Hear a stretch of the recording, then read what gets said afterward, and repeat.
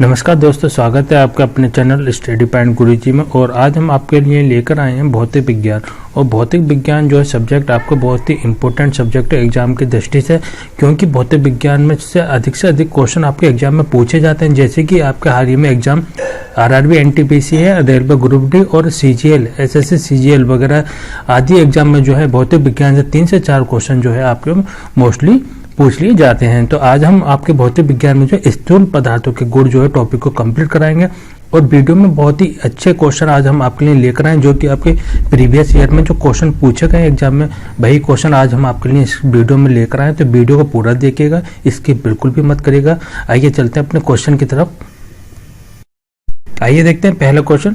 वर्षा की बूंद की गोलाकार आकृति का कारण है, जो कि आपका वर्षा की बूंद होती है उसका गोलाकार आकृति का कारण है। तो वो किस कारण से आपकी वर्षा की बूंद जो है गोलाकार होती है। तो ये देखिए आप क्वेश्चन जो है आपका एनटीपीसी, ये देखिए आप, ये आपका एनटीपीसी एग्जाम 2015 में आपका एक क्वेश्चन आया हुआ है। 2015 में ये आपके एनटीपीसी एग्जाम में आया हुआ है। तो जो आपकी वर्षा की बूंद की जो गोलाकार आकृति होती है वो आपकी होती है पृष्ठ तनाव के कारण। इसका जो राइट आंसर होगा आपका ऑप्शन नंबर बी, पृष्ठ तनाव। पृष्ठ तनाव के कारण ही आपकी वर्षा की बूंद की जो गोलाकार आकृति होती है। जैसे कि आपकी गोलाकार आकृति के पृष्ठ का जो क्षेत्रफल है वो अन्य आकृति के पृष्ठ के क्षेत्रफल से कम होने के कारण ही पृष्ठ तनाव के गुण के कारण आपका जो कि किसी द्रव का जो स्वतंत्र पृष्ठ न्यूनतम क्षेत्रफल घेरने का प्रयास करता है, जिसके कारण ही आपकी वर्षा की बूंदें गोलाकार होती हैं। तो इसका राइट आंसर होगा आपका ऑप्शन नंबर बी, पृष्ठ तनाव। आइए देखते हैं नेक्स्ट क्वेश्चन। द्रव बूंद की संकुचित होकर न्यूनतम क्षेत्र घेरने की प्रवृत्ति का कारण होता है, जो कि आपकी द्रव बूंद की जो संकुचित होकर न्यूनतम क्षेत्र घेरने की प्रवृत्ति का कारण होता है। तो इसका राइट आंसर होगा आपका ऑप्शन नंबर ए, पृष्ठ तनाव। पृष्ठ तनाव के कारण ही आपकी द्रव बूंद की जो संकुचित होकर न्यूनतम क्षेत्र घेरने की प्रवृत्ति का कारण बनता है। ये देखिए आपका आंसर सेम है, पृष्ठ तनाव है, पर क्वेश्चन की लैंग्वेज उन्होंने चेंज कर दी है। तो क्वेश्चन की लैंग्वेज को आप देखिएगा, क्योंकि उसी के अकॉर्डिंग आप जो है आप अपना आंसर बना सकते हैं। तो ये इनका क्वेश्चन की लैंग्वेज क्या कह रहा है, ये द्रव बूंद की जो संकुचित होकर न्यूनतम क्षेत्र घेरने की जो प्रवृत्ति होती है वो आपके किसके कारण होती है, पृष्ठ तनाव के कारण। तो इसका जो राइट आंसर होगा आपका ऑप्शन नंबर ए, पृष्ठ तनाव। आइए देखते हैं नेक्स्ट क्वेश्चन। नैनो द्रवों का सर्वाधिक महत्वपूर्ण गुण होता है, जो कि आपका नैनो द्रवों का सर्वाधिक महत्वपूर्ण गुण होता है। तो क्या होगा इसका राइट आंसर आपका ऑप्शन नंबर बी, घर्षण। घर्षण के कारण ही आपका नैनो द्रवों का सर्वाधिक महत्वपूर्ण गुण उत्पन्न होता है। ये आपका रेलवे एएलपी 2019 का क्वेश्चन है, ये आपका एग्जाम में आया हुआ है रेलवे एएलपी 2019 में। तो इसका जो राइट आंसर होगा आपका ऑप्शन नंबर बी, घर्षण। आइए देखते हैं नेक्स्ट क्वेश्चन। तेल जल के तल पर फैल जाता है क्योंकि, जो कि आपका तेल जो है जल के तल पर फैल जाता है, किसके कारण ये आपका तेल जो है जल के तल पर फैलता है। तो आपका जो तेल का जो पृष्ठ तनाव या पृष्ठ जो होता है वो पानी की अपेक्षा कम होने के कारण ही तेल जो है जल के तल पर फैल जाता है। जो आपका तेल का जो पृष्ठ या तल तनाव जो है आपका पानी की अपेक्षा कम होने के कारण तेल जो है जल के तल पर फैल जाता है। तो इसका राइट आंसर होगा आपका ऑप्शन नंबर सी, तेल का तल तनाव पानी से अधिक, ऑप्शन नंबर सी डी, तेल का तल तनाव पानी से कम होने के कारण ही आपका जल के तल पर फैलता है। इसका राइट आंसर होगा आपका ऑप्शन नंबर डी। आइए देखते हैं नेक्स्ट क्वेश्चन। मिट्टी का तेल पानी के ऊपर इसलिए तैरता है क्योंकि, जो कि आपका इसका राइट आंसर होगा उसका घनत्व पानी के घनत्व से कम होता है। मिट्टी के तेल का घनत्व पानी के घनत्व से कम होने के कारण ही मिट्टी का तेल पानी के ऊपर तैरता है। तो इसका राइट आंसर होगा आपका ऑप्शन नंबर बी, उसका घनत्व पानी के घनत्व से कम होना। आइए देखते हैं नेक्स्ट क्वेश्चन। साबुन के बुलबुले के अंदर का दाब होता है, तो इसका राइट आंसर होगा आपका वायुमंडलीय दाब से अधिक होता है। जो कि आपका साबुन के घोल के बुलबुले इसलिए बड़े होते हैं क्योंकि जल में जो आपका साबुन घुलने पर उसका पृष्ठ तनाव जो है कम हो जाता है, और बुलबुले के अंदर का जो दाब है वो सदैव बाहर के वायुमंडलीय दाब से अधिक होता है। जो कि आपका बुलबुले साबुन के अंदर के जो साबुन के अंदर का जो दाब होता है वो सदैव बाहर के वायुमंडलीय दाब से अधिक होता है। इस कारण ही साबुन के बुलबुले के अंदर का जो दाब है वायुमंडलीय दाब से अधिक होता है। तो इसका राइट आंसर होगा आपका ऑप्शन नंबर ए। आइए देखते हैं नेक्स्ट क्वेश्चन।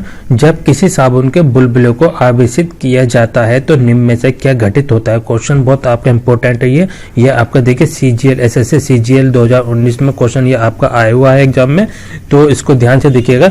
जब किसी साबुन के बुलबुले को आवेशित किया जाता है तो निम्न में से क्या घटित होता है। तो साबुन की जो त्रिज्या है वो बढ़ जाती है। इसका राइट आंसर होगा आपका ऑप्शन नंबर ए, त्रिज्या बढ़ जाती है। बुलबुले को आवेशित किए जाने से यह फैलेगा और त्रिज्या जो है बढ़ जाएगी। तो इसका राइट आंसर होगा आपको ऑप्शन नंबर ए, त्रिज्या बढ़ जाती है।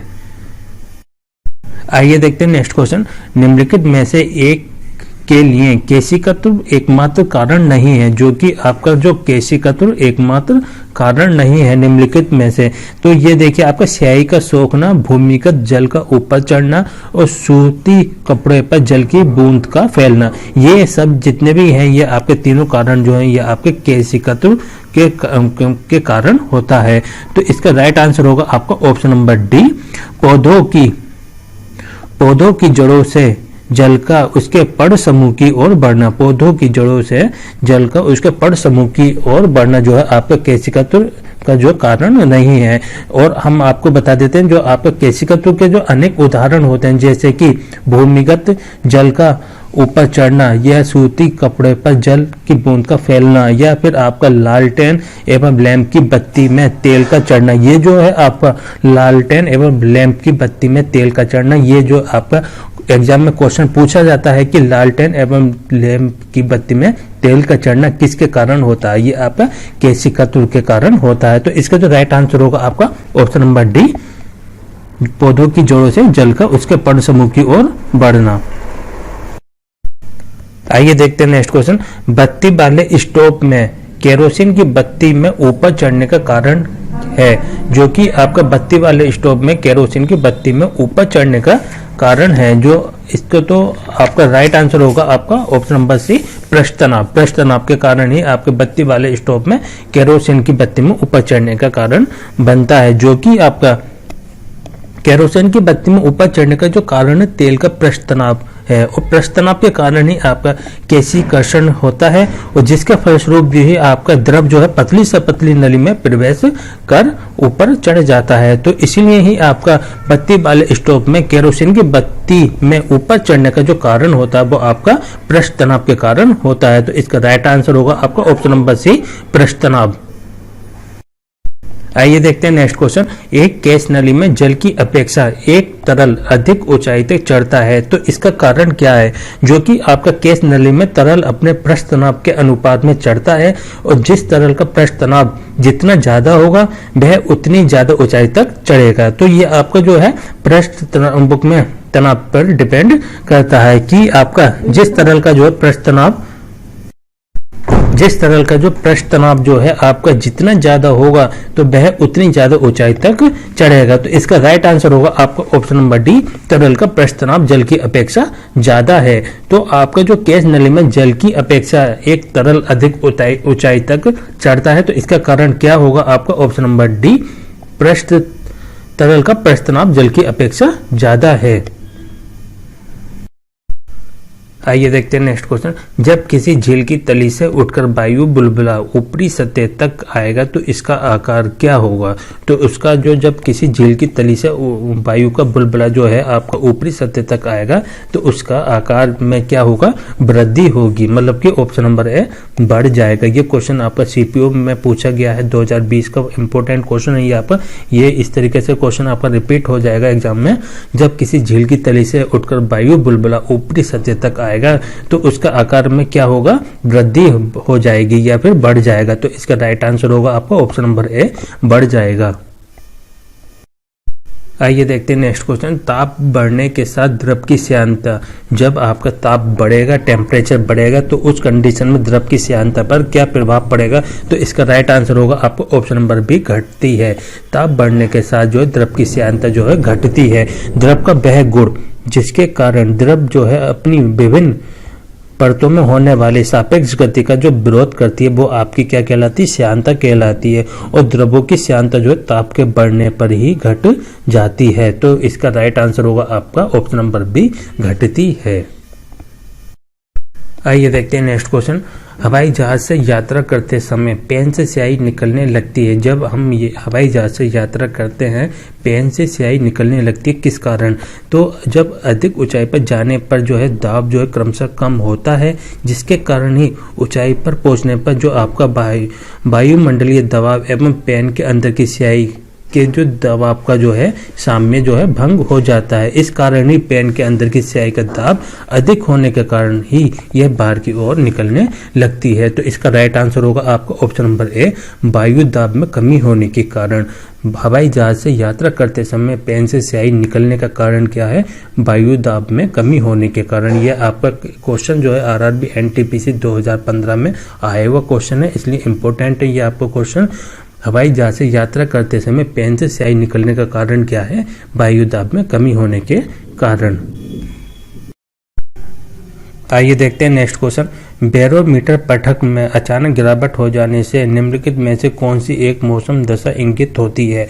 जब आपके वायु दाब मापी या बैरोमीटर की रीडिंग में अचानक गिरावट आ जाती है तो उस कारण जो है आपके मौसम जो है आपका तूफानी होता है। तो इसका राइट आंसर होगा आपका ऑप्शन नंबर ए, तूफानी मौसम। जब बैरोमीटर पठन में जो है अचानक गिरावट हो जाने के कारण जो है मौसम में जो है आपका तूफानी मौसम जो है हो जाता है। तो इसका राइट आंसर होगा आपका ऑप्शन नंबर ए, तूफानी मौसम। आइए देखते हैं नेक्स्ट क्वेश्चन। निम्न में से कौन सा पेट्रोलियम परिष्करण का उपोत्पाद है जो कि आपका पेट्रोलियम परिष्करण का जो है उपोत्पाद है? तो इसका राइट आंसर होगा आपका option number D, asphalt. Asphalt जो है आपका पेट्रोलियम परिष्कार का जो है आपका उत्पाद है। तो इसका राइट आंसर होगा आपका ऑप्शन नंबर डी, एस्फाल्ट। आइए देखते हैं नेक्स्ट क्वेश्चन। कड़े जाड़े में झील की सतह हिमशीतित हो जाती है किंतु उसके तल में जल जो है द्रव अवस्था में बना रहता है, ये किस कारण से?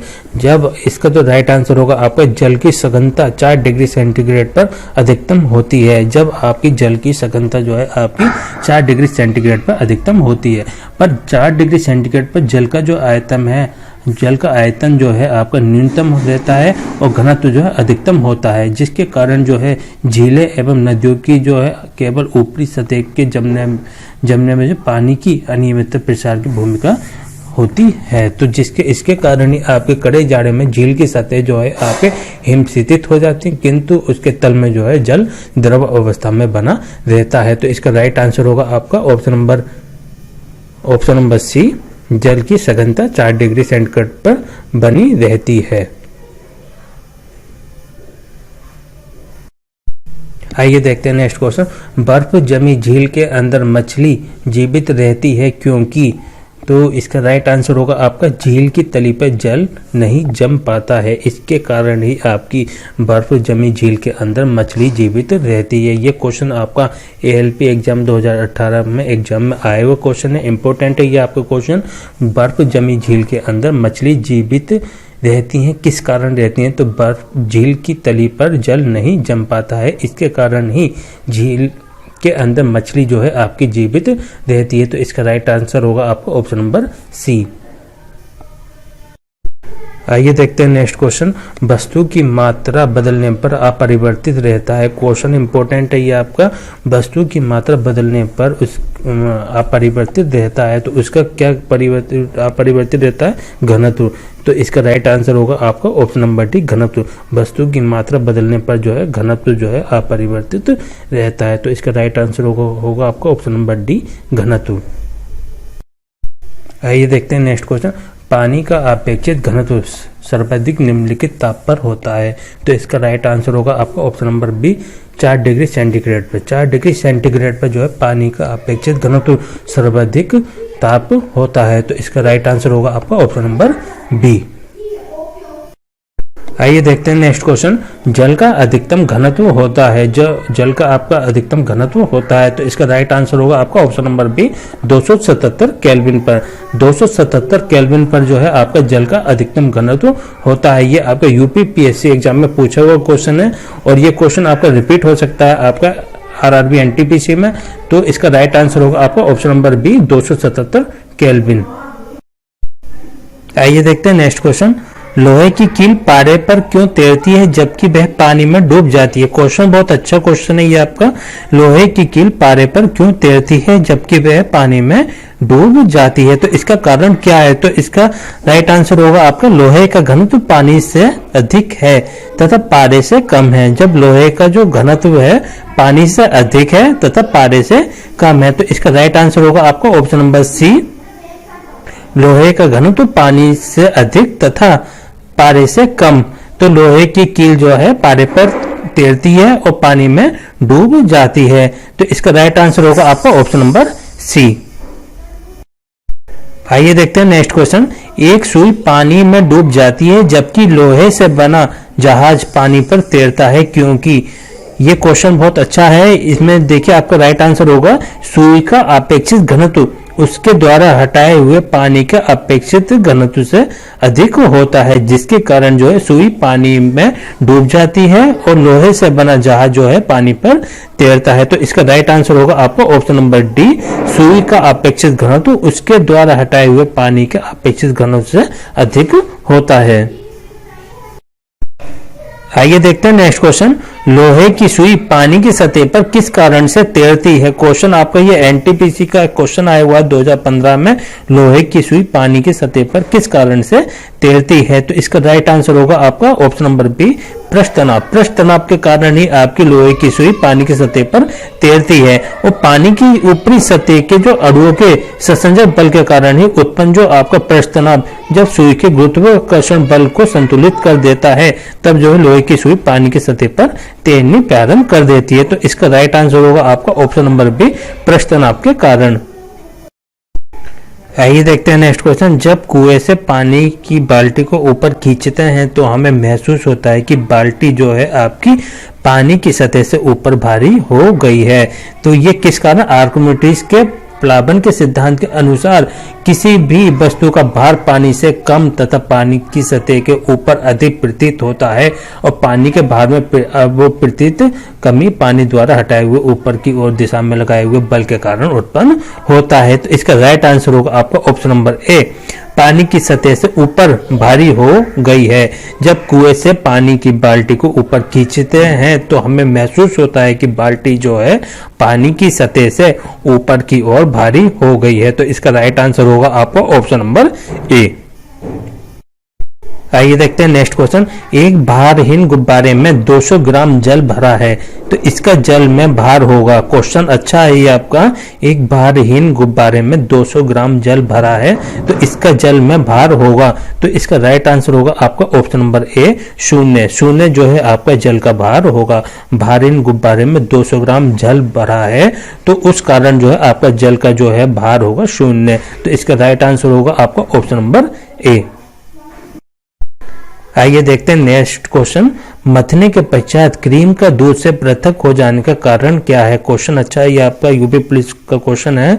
मथने के पश्चात क्रीम का दूध से पृथक हो जाने का कारण क्या है? तो इसका राइट आंसर होगा आपका ऑप्शन नंबर सी, अपकेंद्रीय बल। अपकेंद्रीय बल के कारण जो है आपका क्रीम का दूध से पृथक हो जाना संभव हो जाता है। जैसे कि आपका मथने के पश्चात क्रीम का दूध से पृथक हो जाने का कारण जो है अपकेंद्रीय बल होता है। तो इसका राइट आंसर होगा आपका ऑप्शन नंबर सी। आइए देखते हैं नेक्स्ट क्वेश्चन। बादलों के वायुमंडल में तैरने का कारण है उसका कम। तो ये क्वेश्चन आपका बहुत अच्छा है और ये आपका कई बार एग्जाम में पूछा हुआ क्वेश्चन है। बादलों के वायुमंडल में तैरने का कारण क्या है? तो इसका राइट आंसर होगा आपका घनत्व। बादलों के वायुमंडल में तैरने का कारण है उसका घनत्व। घनत्व के कारण ही आपका बादलों के वायुमंडल में तैरे जाते हैं। तो इसका राइट आंसर होगा आपका ऑप्शन नंबर डी। आइए देखते हैं नेक्स्ट क्वेश्चन। पानी के एक गिलास में एक बर्फ का टुकड़ा तैर रहा है। जब बर्फ पिघलती है तो पानी के स्तर पर क्या प्रभाव होगा? तो इसका राइट आंसर होगा आपका ऑप्शन नंबर सी, उतना ही होगा। जब पानी के एक गिलास में एक बर्फ का टुकड़ा तैर रहा है, जब बर्फ पिघलती है तो पानी के स्तर पर क्या प्रभाव पड़ेगा? जो पानी का ग्लास में जो जितना पानी होगा तो उतना ही आपका पानी रहेगा बर्फ के पिघलने के पश्चात। ये क्वेश्चन आपको मोस्ट इम्पोर्टेंट क्वेश्चन है, ये आपका 2017 में आया हुआ क्वेश्चन है। पानी के गिलास में जब बर्फ का टुकड़ा जो तैरता है और बर्फ पिघल जाती है तब गिलास में जो है पानी का स्तर उतना ही रहेगा जितना कि आपका बर्फ होने के पश्चात है, और बर्फ पिघलने के बाद भी आपका पानी का स्तर उतना ही बना रहेगा। तो इसका राइट आंसर होगा आपका ऑप्शन नंबर सी। आइए देखते हैं नेक्स्ट क्वेश्चन। पानी के 4 डिग्री सेंटीग्रेड पर शरीर तैरता है, यदि तापमान 100 डिग्री सेंटीग्रेड हो जाए तो इसका राइट आंसर होगा आपका ऑप्शन नंबर ए, शरीर डूब जाएगा। शरीर जो है आपका डूब जाएगा। द्रवों को गर्म करने पर उसके आयतन में वृद्धि परंतु घनत्व में कमी होती है। इसी पश्चात जो है आपका 4 डिग्री सेंटीग्रेड पर जो है पानी जो है शरीर में तैरता है, क्योंकि शरीर का घनत्व 4 डिग्री सेंटीग्रेड जल के घनत्व से कम होता है। तथा तापमान को अगर हम 100 डिग्री सेंटीग्रेड कर दें तो जो पानी का घनत्व शरीर के अपेक्षा कम हो जाएगा, जिसके कारण जो है आपका मनुष्य का शरीर जो है डूब जाएगा। तो इसका राइट आंसर होगा आपका ऑप्शन नंबर ए, शरीर डूब जाएगा। आइए देखते हैं नेक्स्ट क्वेश्चन। समुद्र में नदी की अपेक्षा तैरना आसान होता है क्योंकि इसका राइट आंसर होगा आपका ऑप्शन नंबर ए, समुद्री जल नमकीन होता है। समुद्र में नदी की अपेक्षा तैरना आसान होता है क्योंकि समुद्री जल नमकीन होता है, जो कि आपका सोडियम क्लोराइड तथा अन्य लवणों की अधिकता के कारण जो है आपका समुद्री जल नमकीन होता है। फलस्वरूप जो है आपका समुद्री जल का घनत्व अधिक होता है तथा उसमें उत्प्लावल बल जो भी अधिक होने के कारण जो है समुद्र के जल में तैरना आसान होता है। तो इसका राइट आंसर होगा आपका ऑप्शन नंबर ए, समुद्री जल नमकीन होता है। ये क्वेश्चन आपका एनटीपीसी एग्जाम में आया हुआ क्वेश्चन है, ये आपका इंपॉर्टेंट क्वेश्चन है, तो इसलिए इसका राइट आंसर होगा आपका ऑप्शन नंबर ए। तो आज के इस वीडियो में हमने आपको फिजिक्स के जो है आपके भौतिक विज्ञान के बहुत इंपॉर्टेंट क्वेश्चन कंप्लीट कराए हैं। तो वीडियो आपको कैसी लगी प्लीज़ हमें कमेंट करके ज़रूर बताइएगा, और हमारी वीडियो को अधिक से अधिक शेयर करना, लाइक करना और चैनल को सब्सक्राइब करना।